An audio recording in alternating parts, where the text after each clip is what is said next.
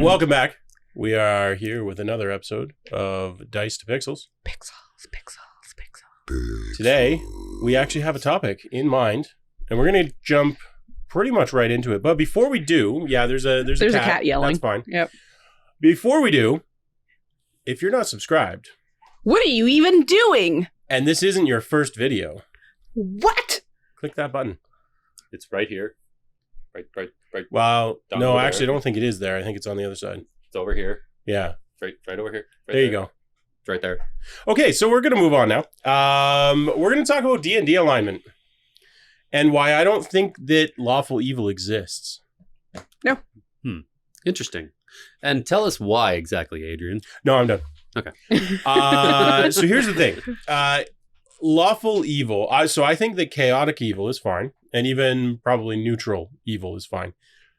Lawful evil is one of those interesting things. So if you take the example of Paladin, classic, lawful, good character. Nobody would think, most people, I should say, would not think twice about a Paladin rolling into a demonic cult and just slaughtering everyone. Mm-hmm. Most people would be like, that's what Paladins do. Yep. That's fine. Yep. The only reason that's fine, so to speak, is because the Paladin firmly believes that that's their sworn duty, that that's the right thing to do. From the cultist perspective, that is decidedly the wrong thing to do. And then the Paladin is evil to them. Right. Now, this assumes that you aren't considering an objective good versus evil, which admittedly, in the D&D realm, they kind of do have that objective good versus evil. Yeah. But in the case of a Paladin rolling into a demonic cult and just slaying everybody, that isn't miles different from the opposite, a devil worshiper coming into a church and slaying the ministers and whatever. Yeah.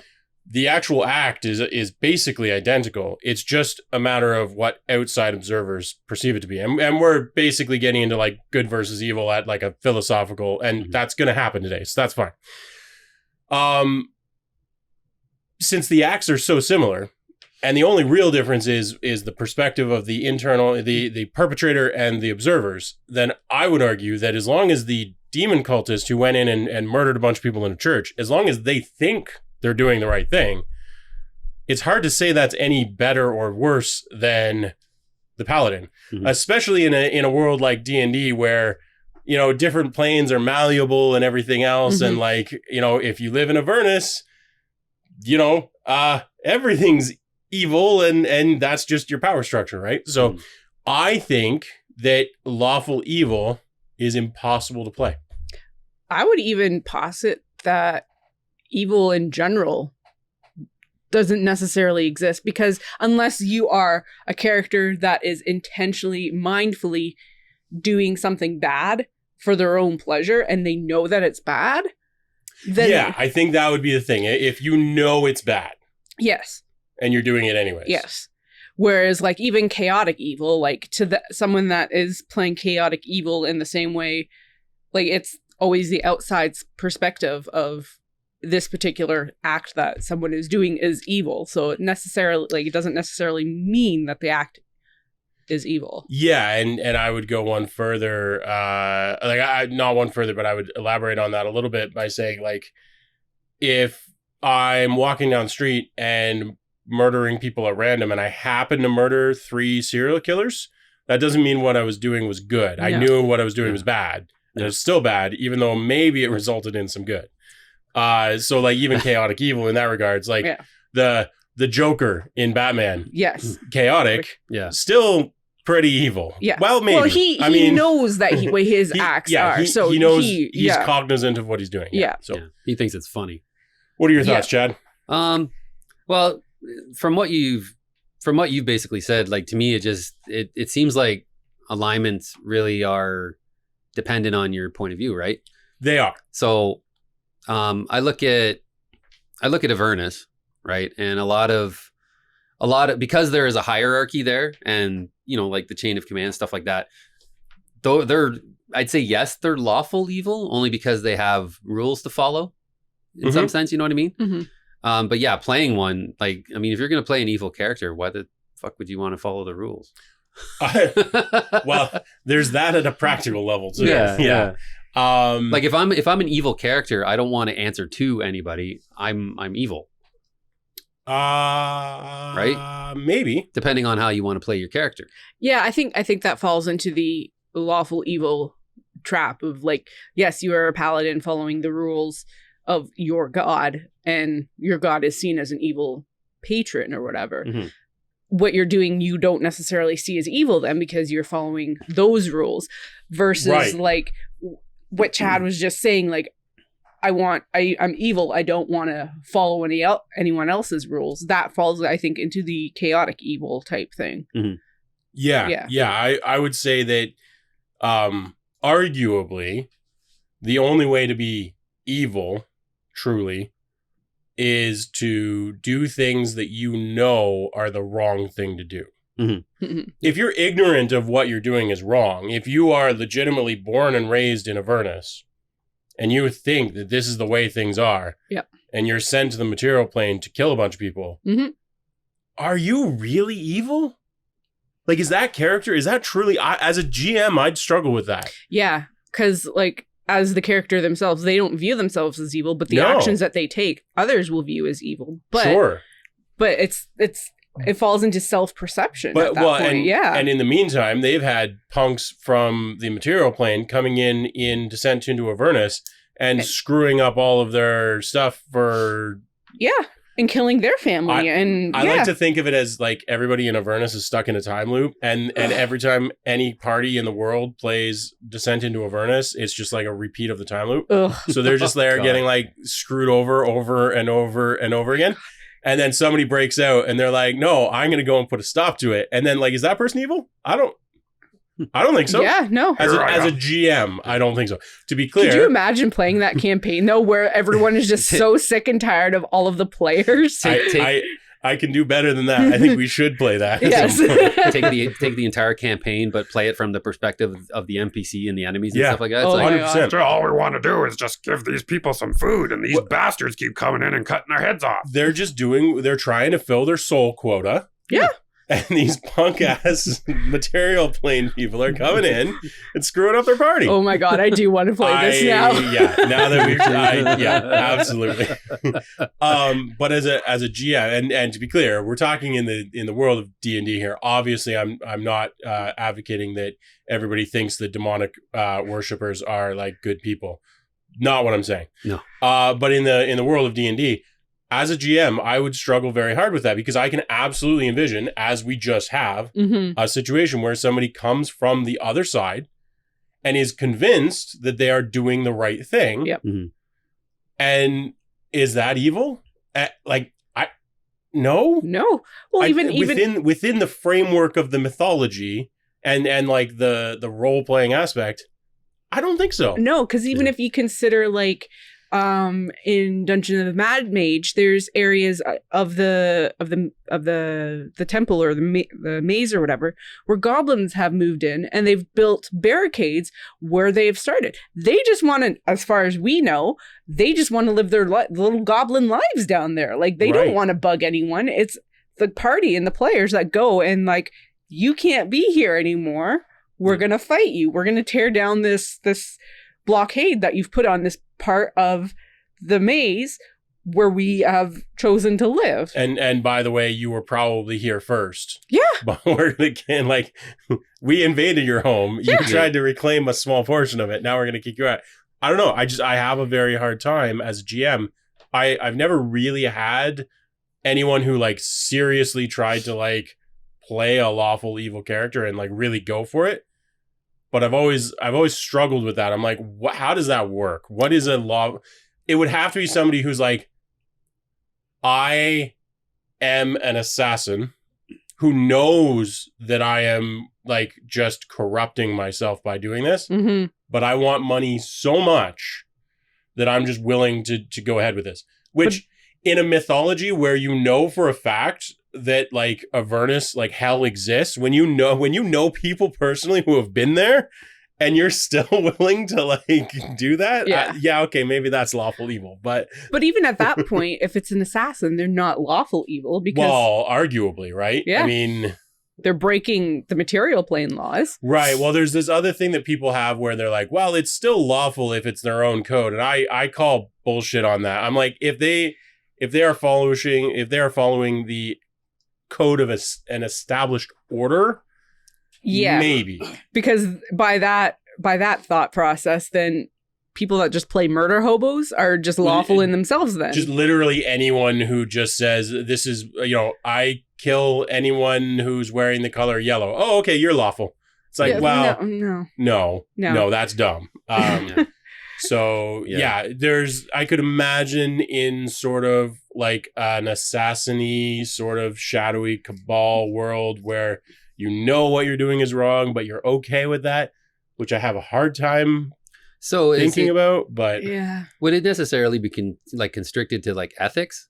Like, I mean, like, so, it's bad, blah, blah, blah, blah, blah. But I mean, a lot of kingdoms and stuff that have like paladins and lawful good, citizens and all that fun stuff.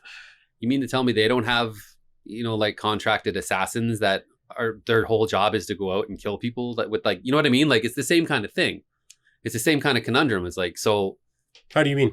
Well, okay. So if they're an assassin working in like a lawful, in a good, they're working officially. Yeah, working officially. So, I mean, if their kingdom and all that is good, but what they're doing is kind of, bad, is it the same kind of outlook on it, Like, cause you're not necessarily like you're killing. Well, I think it falls into the same category. It depends on like if they think that what they're doing is for the good of the kingdom. Yeah. And they think that the good of the kingdom is a good thing, then I would argue that they at least think that they're doing good. Yeah. In which case I'd have trouble telling them, no, you're evil. Yeah. Like, again, in the D&D construct, as a GM, I would struggle with that because as much as like we've talked about, we're going to do the evil campaign, and absolutely we are. And like objectively sort of within the construct of, demons are evil, angels are good. This will be an evil campaign. Yeah. Yeah. But within the character, I mean, you guys are going to be, we've talked about it a little bit. You guys are going to be effed up and you're pretty much going to be evil. But like, within the character, if you think what you're doing is right, I struggle with that in terms of like, no, I don't care that you have a good reason to think what you're doing is the right thing to do. You're wrong. And I'd have the same answer for like an assassin that's working for a king. I mean, objectively from the outside, you might have more information and be like, no, you're doing bad things. Yeah. But if you truly, as the character, believe that what you're doing is right, yeah. Well, the thing is too, like an assassin working for a king or something might believe that what they are doing is right, but they also know, like they know that they're doing something for the greater good.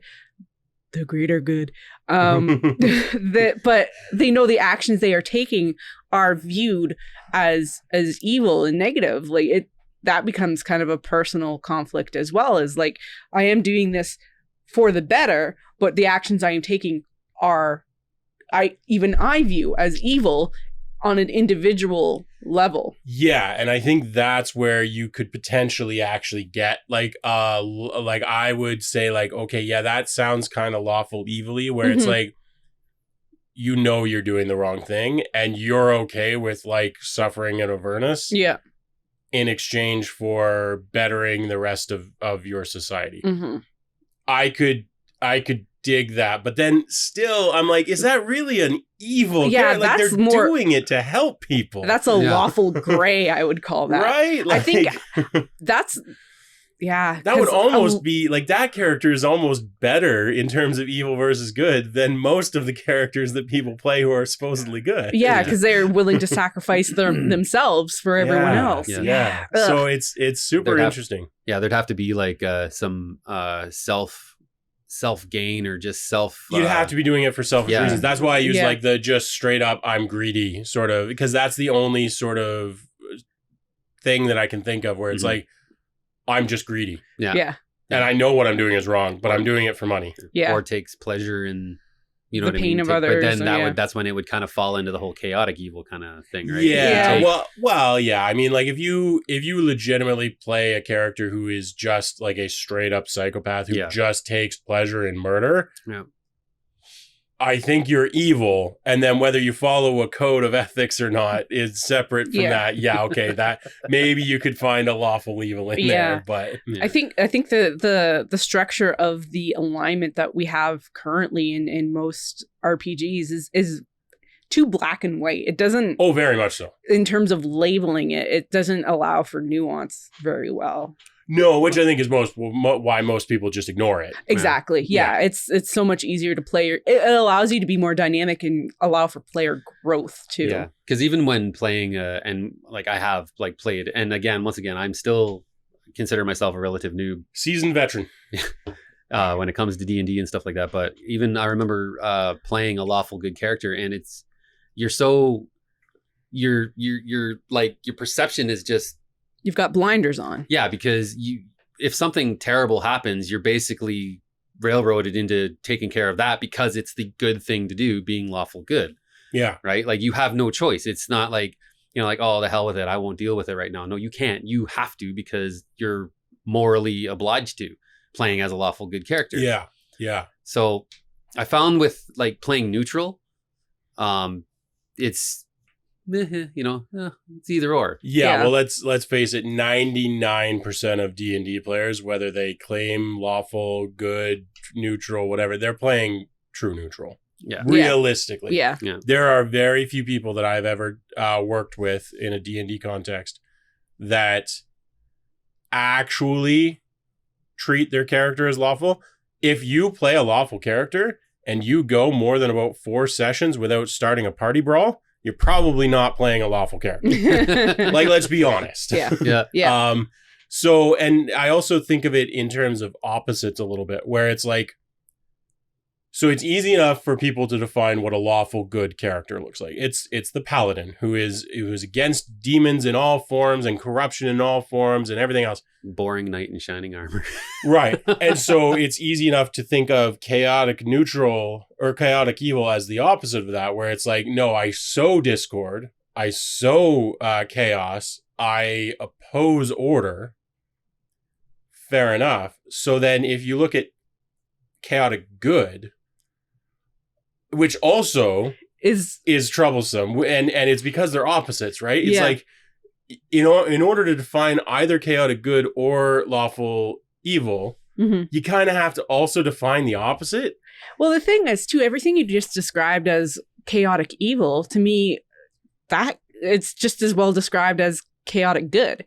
Right, exactly. Because my sister played a little rogue character, and she played it the most chaotic way possible, but her alignment, I would say, is chaotic good, because in the end, she wanted good things for everyone. Right. She just fought against power structures and wasn't willing to fall in line with everything all the time if she didn't agree with it. So yeah, no, So I think, yeah. and I think that's part of the problem is that it doesn't fall into a nice matrix of 9 things. No. It's like, I have like an ethics meter, Mhm. and I have like a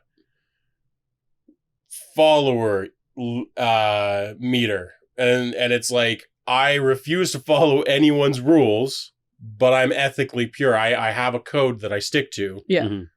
Or like, I'll fall into line, but like, I have that line could be go and murder school children, and I'm on board, right? Like, that Yeah. would be like 0 ethical standards and high followership. Mhm. I feel like that's a more, Yeah. even if you're just going to use 2 measures, Yeah. that's a better place to start. Mhm. Because like, good and evil, as we know, are heavily tied to like this ephemeral sense of objective good and objective evil, whereas ethics is just like, well, those are personal. You Yeah. can be very ethical or Yeah. not ethical at all. Mhm.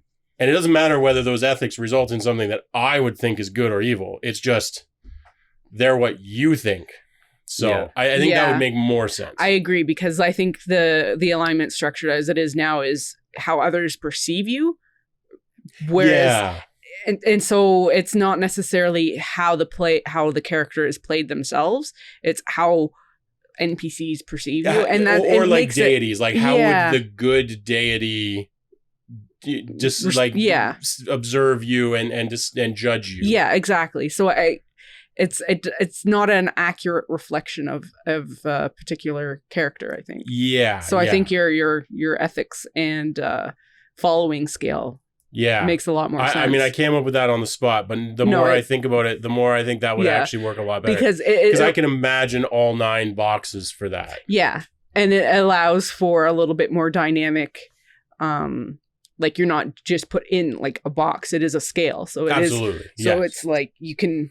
Which, in fairness, I think most people consider the good and evil thing also a scale, whether it's 9 boxes or not. Yeah. But like I can imagine what each of the canonical ratings for that would represent. Like I can imagine an ethical chaotic person, like an ethical non-leader. Yeah.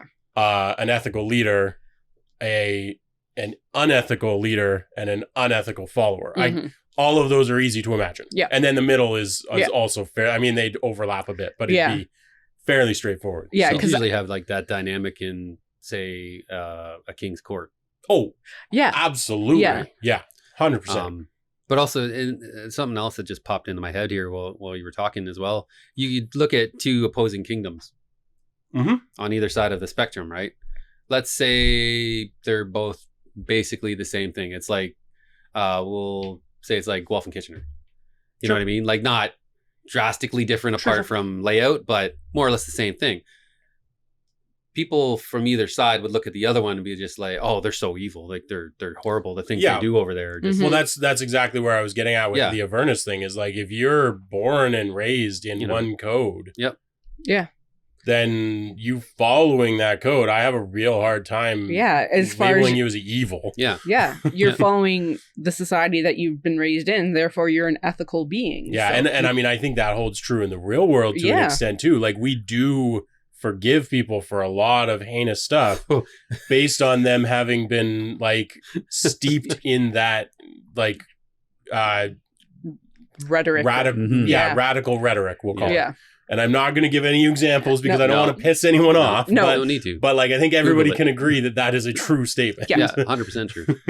Do you think too that inherently it's just because some people just have a hard time getting out of, like playing something other than themselves? Yeah, or like so the usual whole triumphing over evil nonsense and whatever, right?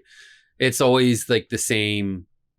Like and who doesn't? Like, I mean, I'm sure everybody wants to be the hero in their story, right? Exactly. Yeah. Everyone wants to be the hero. Yeah, and that's all well and good and great and all, but I tried explaining this to my brother the one day because he was telling me how he likes to play his games and all that stuff, and I had said to him, I was like, well, D&D is the kind of thing where you can escape from your norm and do things in a fantasy world and play characters that normally necessarily wouldn't be reflections of yourself, but just something that you want to do. So if you're like, I'll look at you for an example, like Sarah, kind of, keep to yourself, not, you're not very sociable in some cases. I'm an introvert. You can say right? it. Shots fired. She's an introvert.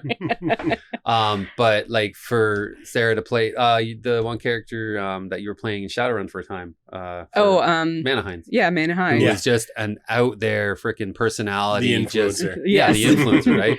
So it's like doing thing, and it's the same with alignment. You could say too, where it's like, okay, I'm always playing good characters, but now I kind of want to do things from the other perspective, where fuck paladins and screw the heroes, and why are you trying to invade my castle? Get the hell out of here. Even if I were playing a lawful good character, still fuck paladins. Yeah. Oh yeah, 100%. Although they fixed, I mean, honestly, most people haven't been playing paladins as strictly lawful good for long time now. I mean, 5e doesn't even mandate it, but and I'm not even sure if 3.5 did. I forget, but people haven't been respecting that rule since like D&D 1. Yeah. So. Well, then again, that falls into the lawful good versus lawful evil thing again. Yeah, so. Right. Exactly. Yeah. So. Like, I'd like to think that a lot of people that play D&D I mean, I know we do for instance, like just get outside of the norm, you know, and like this evil campaign that we're talking about, like I'm looking forward to it just from that perspective, just it's because from the be- early talks we've had, it's just like, oh Yeah. man, this is going to be so fun. Yeah, well, Yeah. I might as well. I can share a little bit more information. But I was just telling, Just a little bit. I was just telling Chad and Sarah about it a little bit earlier. And so there is going to be.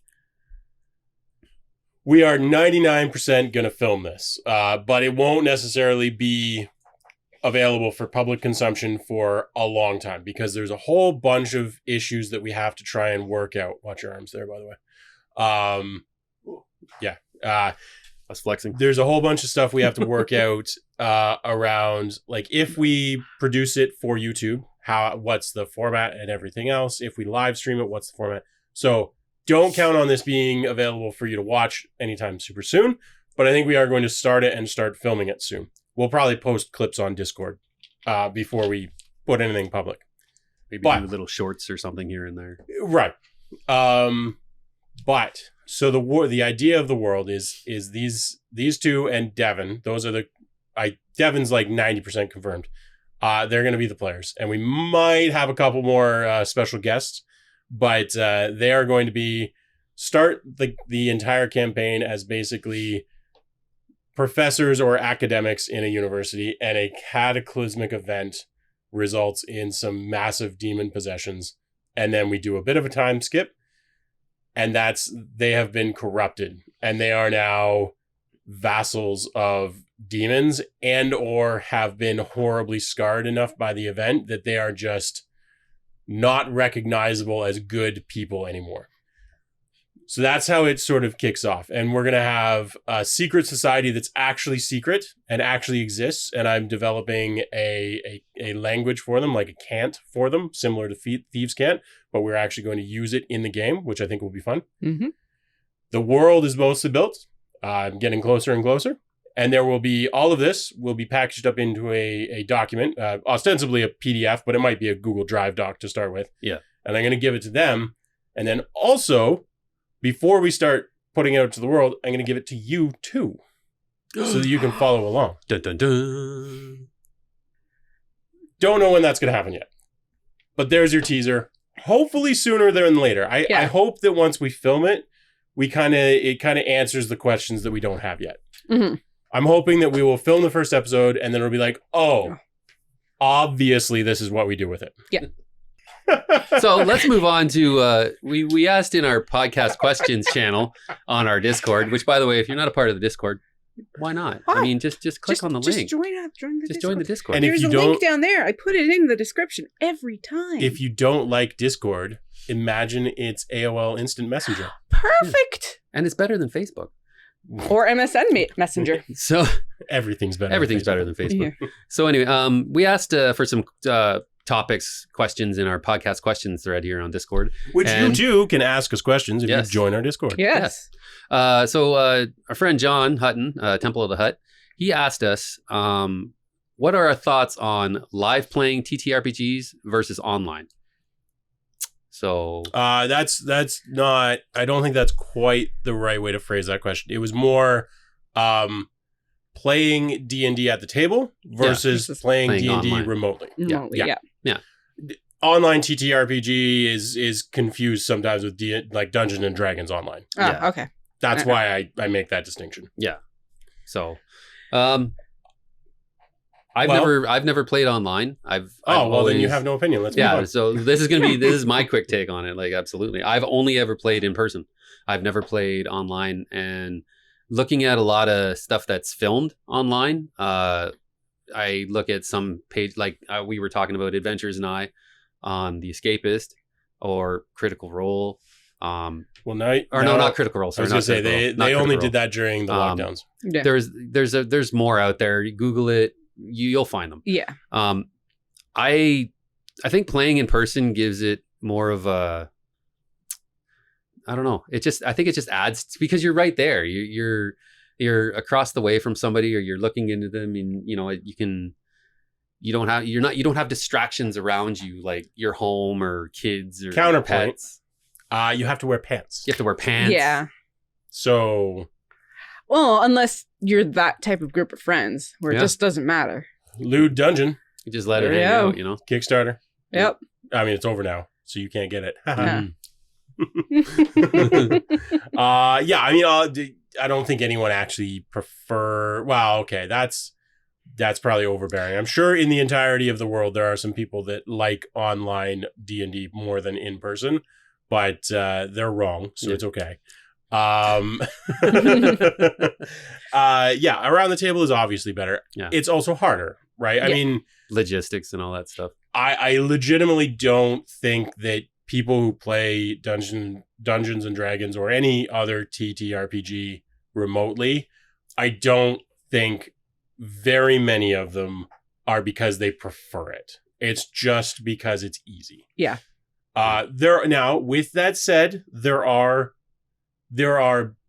sort of fringe benefits around it being easier. For instance, if you have to drive an hour or two round trip to the person's house, you could play for that hour or two. So it's not just that it's a scheduling issue. It's also like, if you take commuting out of the equation, that's time that the DM can prep. That's time that the players can prep. That's time that you could be playing. That's time. So it's not as simple as just, can people make it? It's also, can they make it quickly? Mhm. Or are you causing a lot of extra time in your session just in travel where you don't get to play? Yep. Yeah. And then obviously, do you have friends that live in other states or provinces or countries that you want to play with? Yeah. Well, if so, then guess what? Your options are pretty freaking limited. Yeah. And I think even for people, like with one group I played with, one of our players had physical disability. Mhm. And so in terms of finding a place to play, it became a little bit more difficult because there was places in town that we could go play. And then that wasn't an option anymore with lockdown. Sure. And it got expensive for everyone to go buy drinks there and Yep. everything. And so then it became, well, one of us could host, but we were so limited because like Chad and I's house is not accessible in any Sure. way. And then it's not big enough. And then it was just like size restrictions for other people's places. So we always had to go to this woman's place all the time, which wasn't a big deal. Like we all liked her and all liked playing with her. It's just like it was a 45-minute drive each way to go there. Yeah. So Yeah. getting us all together where we can have enough time to spend a day playing plus the drive there and back, that became a logistical thing. And also an additional point to that is DM stamina. Yeah. There are a lot of GMs that really struggle to go past about 2 or 3 hours. Mhm. Mhm. I can DM all day Yeah. because I'm just making it up as I go along. I don't Yeah. have to, I need to remember more and more as the day goes on, but Yeah. that's okay. I'm pretty good at Yeah. that. But I can make stuff up all day. It's fine. But for somebody who has to prep an entire session's worth of stuff, if you have to prep for 12 hours, Yeah. I mean, and your name isn't Devin, Yes. that's a tall order. So being able to do it remotely can help, partly because the DM can have all of their stuff open, Right which there. sometimes is, you mentioned space. Yep. If you've got to have a whole bunch of notes, I mean, Devin, every time he came to play anything, it's like, here's my tome of preparation, Yep. which is cool. Yeah. Great. But that can be a problem if you're trying to prep for a huge amount of playtime and you're going to somebody's house and Yeah. whatever. Unless you have incredibly slow players. Well, yeah, if you have Chad and I in the party, it's fine because you won't get very far in the session. So, Yeah. There's an NPC called Jeffrey. 4 hours later. Okay. So, What if you like this one? Jeff. so what I was getting at with that is, if you are remote, like if you're in person and you can only get together so often, then you're kind of, maybe you only get together once a month. Yeah. You get about a 3-hour session. Mhm. Because you get a 3-hour session, whether it's once a month or once a year Mm-hmm. or once a day, you get a 3-hour session because that's what your DM can handle. Yeah.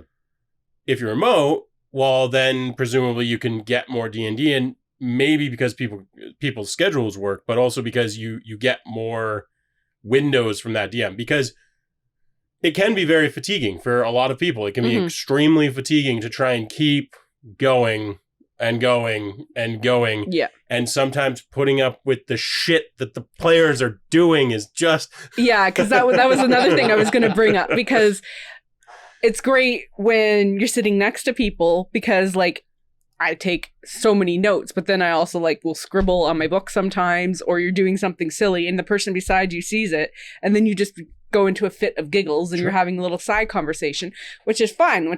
That's like what you do with your friends. You can't do that on... But you can't do that easily online. So your players are definitely a lot more focused on the actual game itself.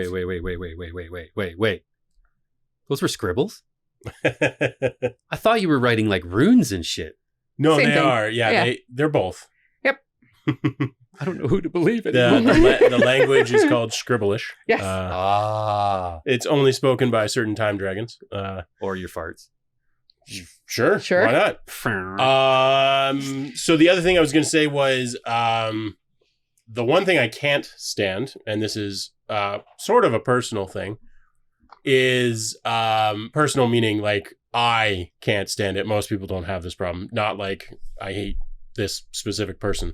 Although if this is you, if I'm describing you, this is when the disclaimer starts scrolling across the bottom of the screen. The views of Adrian are not audio with like, especially people who use Discord, because Discord doesn't auto level volume. Oh my god, trying to do voice chat with people who are using their like shitty like headset that they bought for $20 from Best Buy, or the one that came with their Xbox, or anything else, and they haven't adjusted the levels in even like in Windows Volume Mixer. They haven't adjusted their levels. They haven't done anything. They've got it halfway jammed into their mouth or 8 miles from it, or oh my god, can't stand it.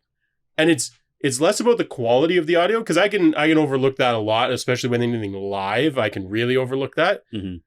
But the volume difference, where it's like, okay, I can barely hear Sarah, but Chad is fucking piercing my eardrums. I can't. 5 minutes in, I'm like, I'm done. I'm out. Yeah. I mean, that's usually how it is in real life too. So. That is how it is around the table. I boom loud enough to cause problems for everyone. Yeah. Sarah, we can never hear, which is why we don't let her talk. Yeah, basically. And, oh my god, shut up. and Chad just says Jeffrey. But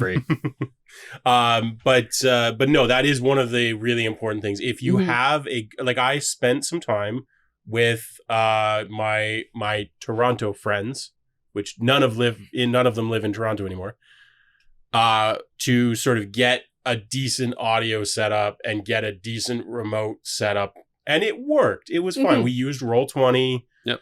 Everybody had reasonable audio levels. It was fine. It also helped that we had played extensively at the table previously, so we knew sort of each other's cues and everything else. But especially with like, if there's anyone you don't know well, or anyone whose setup sucks, it ruins the entire frickin' game. Yeah. I played a remote game once, and it was fun because it was with a group of our gaming clan. Yeah. And most of them are from England. So I played with a whole bunch of people from England. But then, because of the time difference, I was having dinner when they were late at night. Yeah. And I thought I was muting. So that's another thing. Oh god. Food noises are the worst. Yes. And I felt bad when I realized I wasn't actually muted while I was eating. But so there's another, it's awesome to play with people around the world and see different play styles, but it can be tricky. Oh god, yes. I'm a push to talker. Yeah. I never use anything but push to talk. Yeah. Now I will say that so I'm saying all of these things. Push to talk. Yeah, she pushed you, so now you talk. He's muted. He didn't press his button.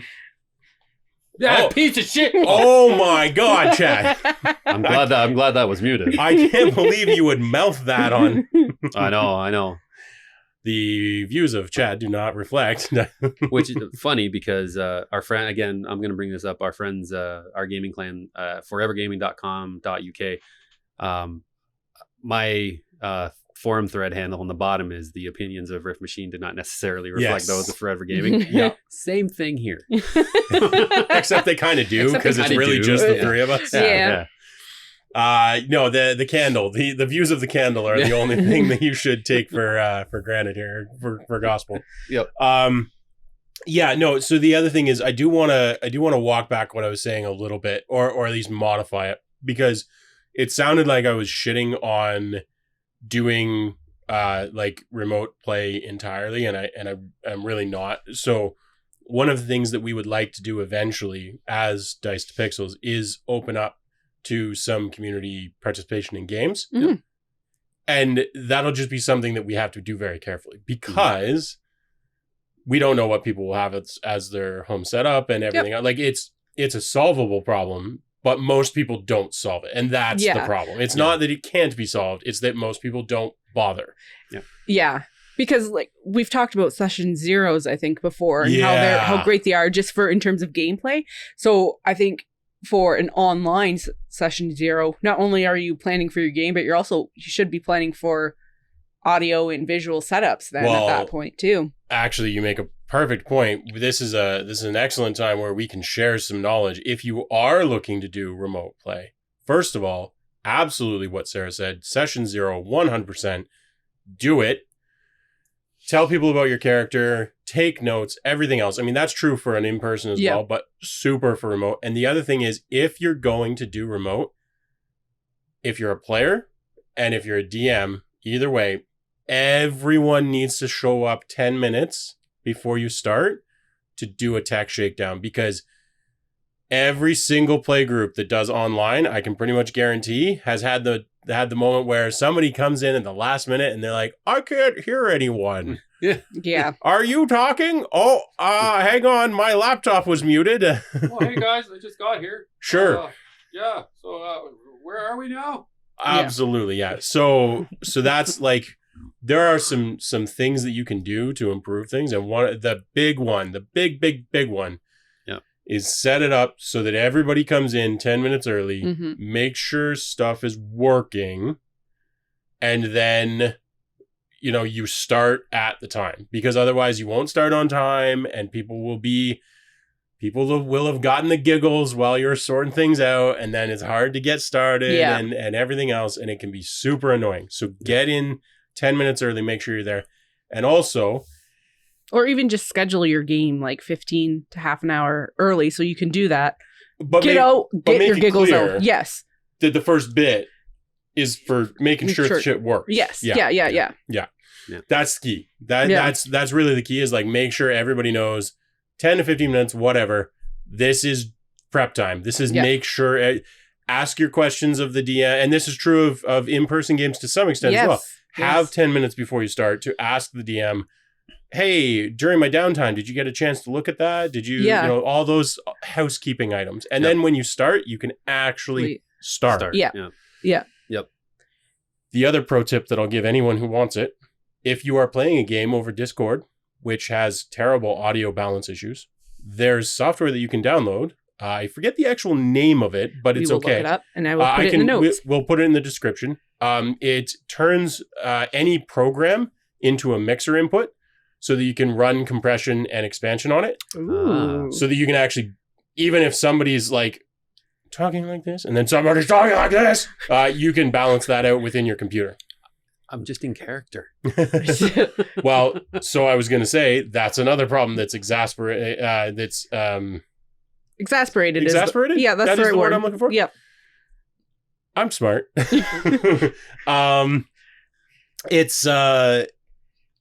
It's one of those things where when you talk in a voice at the table, our ears have very good dynamic range, so it works pretty well. But over a microphone, especially a crappy microphone, it can be a real problem. Yep. So if you're using a voice, record yourself, play it back, and see how it sounds. And always try to stay a distance away from the microphone.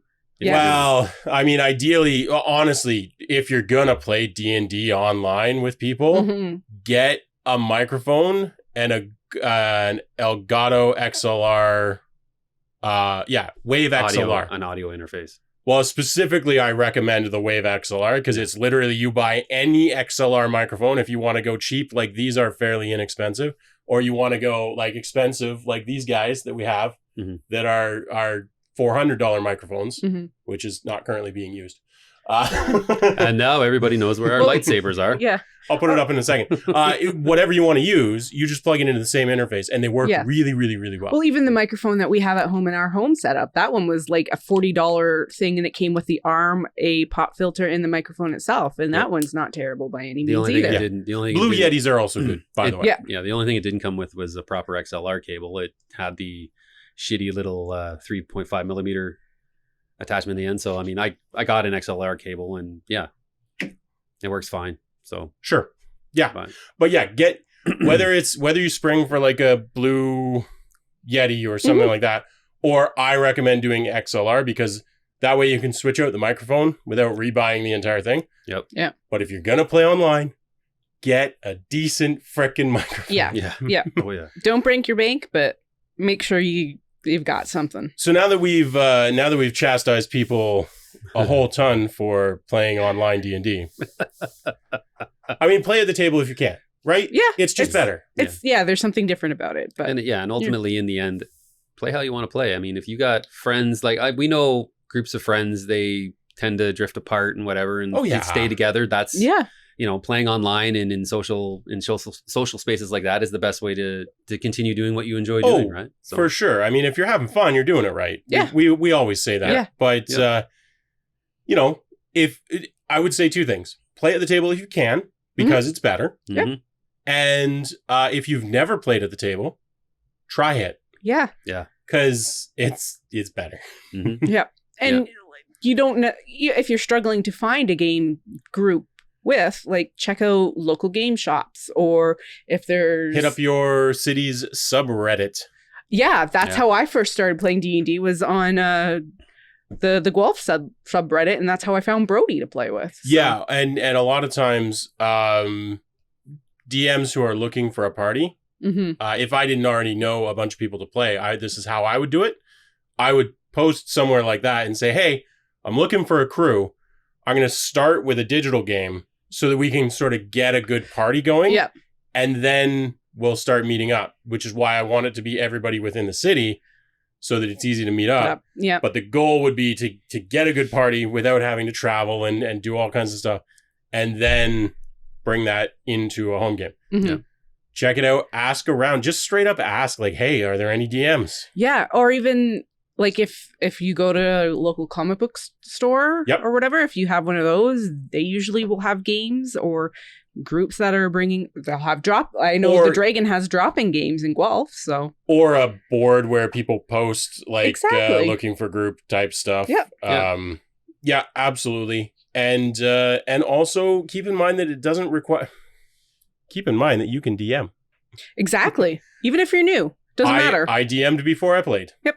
The first game of D&D ever I was the GM.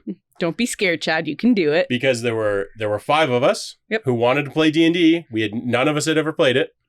And we were like, cool, well, somebody needs to be the DM. And I sort of like, I'll do it. I don't mind doing it. Yeah. And I prefer to DM. I actually like it more than playing. Yeah. Maybe one day. You will. Tomorrow. Later today. When we're done this, I'm gonna grab one of the side quests and you're gonna run it for. No, fuck berries. I mean, we got lots of dice on the table already. Oh, hamburgers. Yeah, we do. We do, and we've got a dragon as well. Yeah. It's Ember. So don't be afraid to start a game. Yep. Oh my goodness, don't be afraid to start a game. It's so much.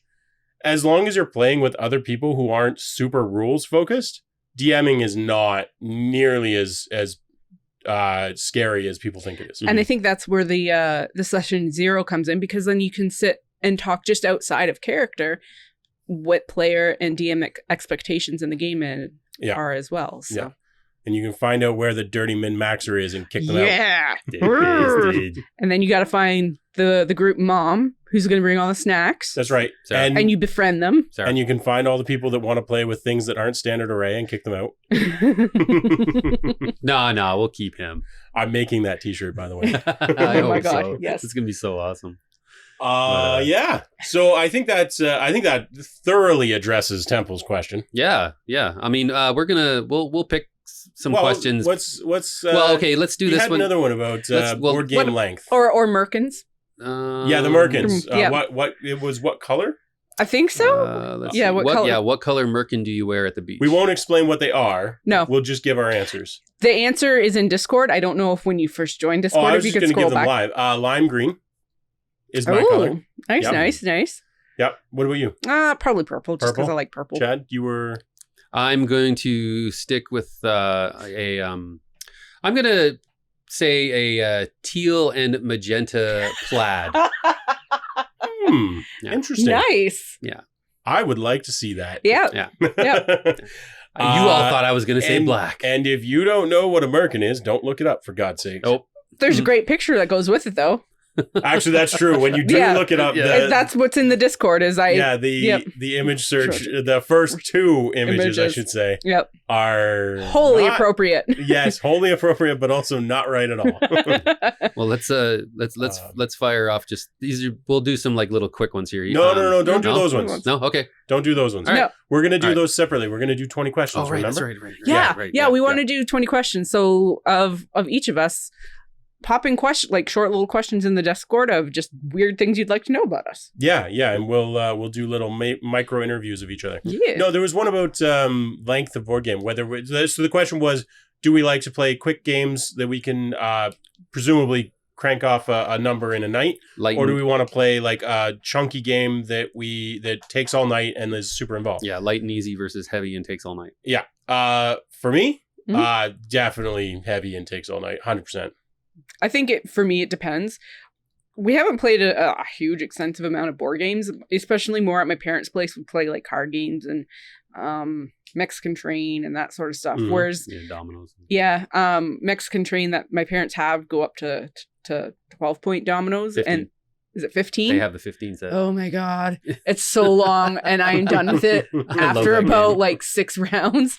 But I think that's also just depending on who we're playing with. Yeah. Longer games are fine when there's certain people there. And Well, we all hate playing games with our parents, so... No, I my say- parents I are like- fine. I I'm love kidding. Yeah. It was a joke. That's honestly the one thing I look forward to when we go up to Sarah's folks' place is playing games. That's good. Like Yeah. cards or board games. It doesn't matter. Yeah, That's- but then I think it depends so- entirely on the games because like Well, that's a cop-out answer. Which do you like more? What's ideal night? You sit down. Mhm. You've got your best friends at the table. So obviously me and Jeffrey and Chad. yep. And somebody pulls out a bag of board games. Is it one game with like fucking Gloomhaven in it? Or is it a bag with like 4 different games to learn? I think I like the idea of the chonky game because I think you get more involved and then it's a story building aspect. Again, I just like stories. Yeah, that was the correct answer. Yeah. Chad, what about you? That one. Uh-huh. Yep, I'll go with that one. Uh, I'll take it makes for a better night where you can just be at the start of a heavy set game and just go all night or go as late, well into the night, and Yeah. it's fun. Yeah, It's fun. I like it more. I Yeah. always have more fun when it's Yeah. a single game. Yep. Sorry, But when go you're playing those types of games, are you going into that night with the intention of playing a game, or is it like they're just randomly sitting around like, let's play a game? Do you prefer jumping into a big game? Honestly, I'm always up for playing a long game. Literally, Okay. I have gone to friends' house. Now, this is not a board game, Mhm. but I've gone to friends' houses, and it's, we sit down and we're like, what do we want to do tonight? And it's like, okay, well, we could play some cards or like Cards Against Humanity, or we could do whatever. And I'll usually offer, I'll be like, if you guys want to, I'll straight up run D&D right here, right now. I'll come up with a set. Give me 5 minutes. I'll come up with a session and we'll run D&D. And we've done that before. And Yeah. it's just literally like spur of the moment. Yeah, let's do a 3-hour slog of D&D. And I am never not on board with that.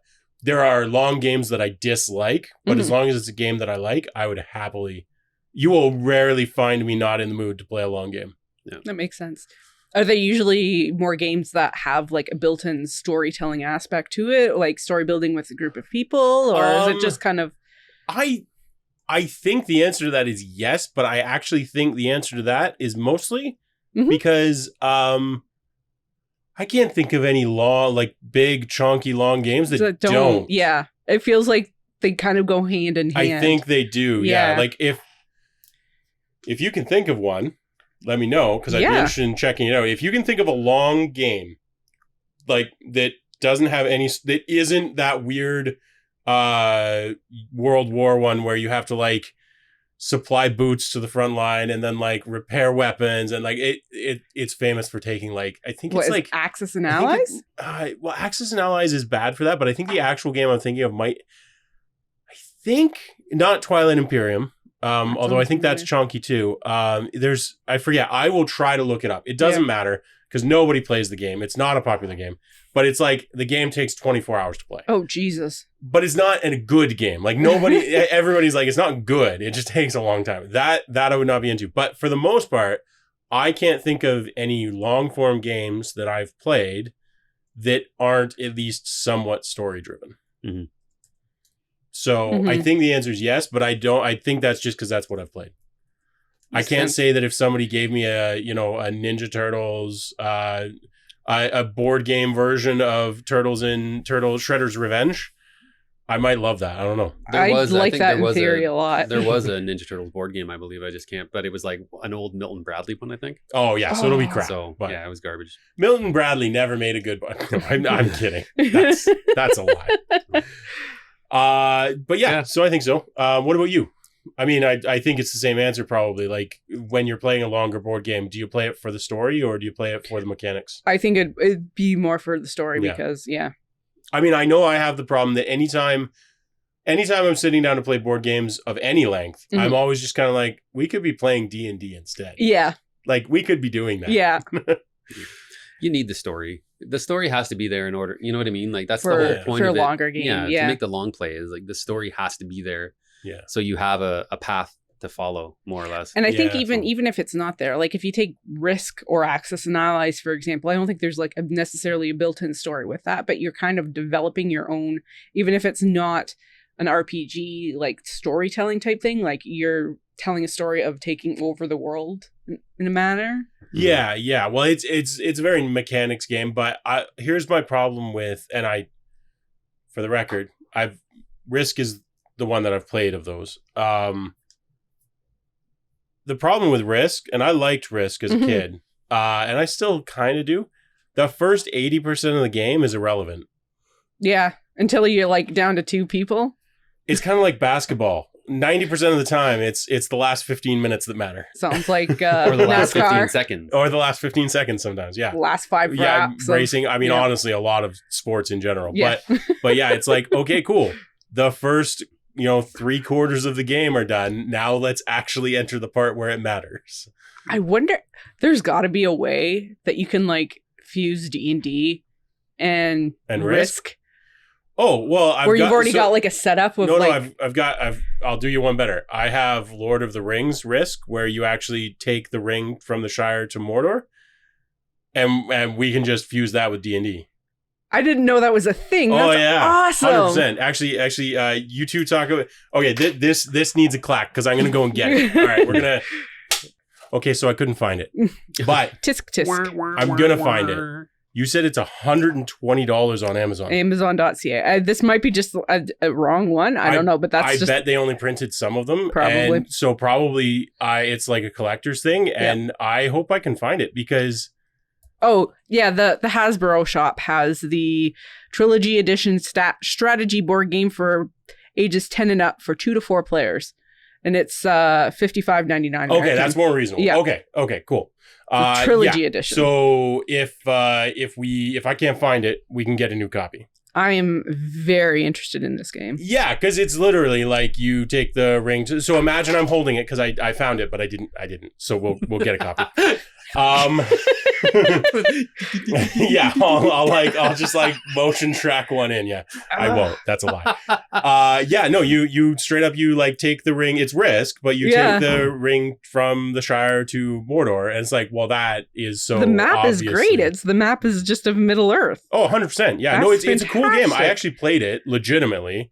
And if you're going to play Risk, it's a cool way to go because it's Risk mechanics. Yeah. But with the added, like, it's not about taking over the world so much as like, if the enemy gets the ring, you're fucked. Yeah. So yeah, it's a cool game. Cool. Yeah. Right on. Yeah.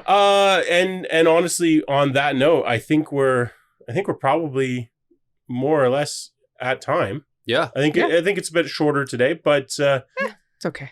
That's we fine. can't always go forever. No. Well, And- we could. It would just be insanely long. It would get Yeah. boring. Yeah. Yeah, We'd run out of things eventually, maybe, to talk about. Yeah. eventually. Well, the reason we're cutting it short, if we're honest, and we always want to be honest with you specifically, not the other viewers, but you. Yeah.